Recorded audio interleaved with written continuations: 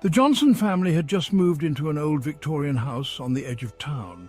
It was a grand place with creaky floors, high ceilings and a sprawling attic that no one had dared to explore. The parents, Sarah and Mark, were excited about the move but had to leave for a weekend getaway for a wedding.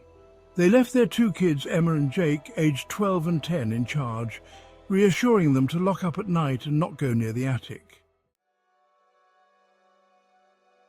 The first night was uneventful. Emma and Jake enjoyed having the house to themselves, watching movies and ordering pizza. But as the night deepened and the house settled into silence, a chill began to creep over them. The old house groaned and popped as if it were alive.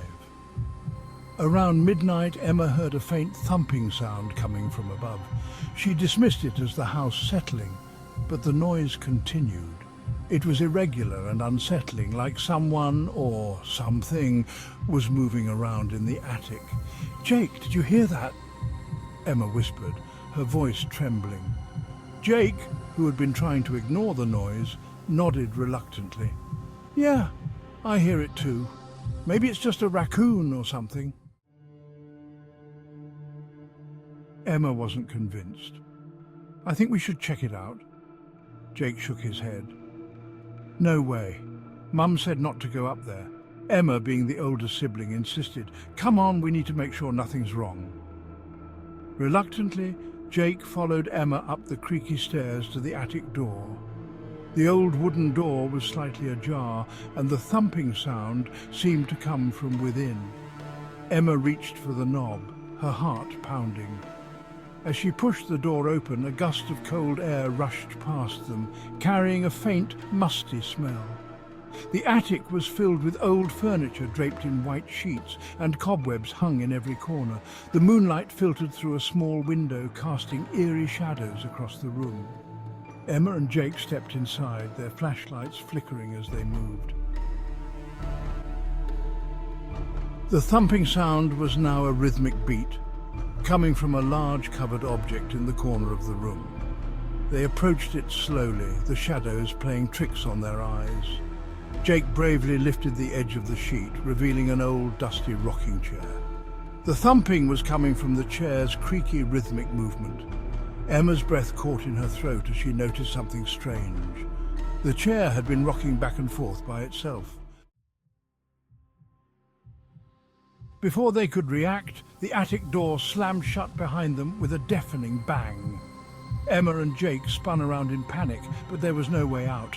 The room grew colder, and the shadows seemed to twist and writhe.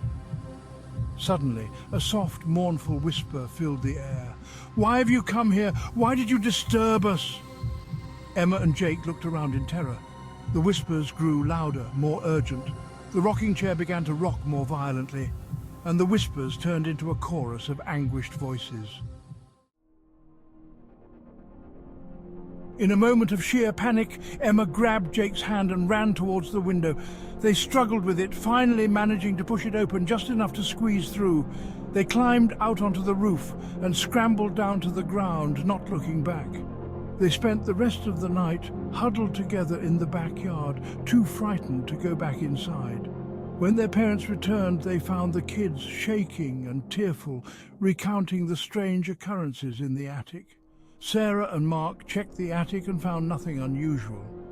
They dismissed it as the kids' imagination running wild. But Emma and Jake knew what they had heard and seen.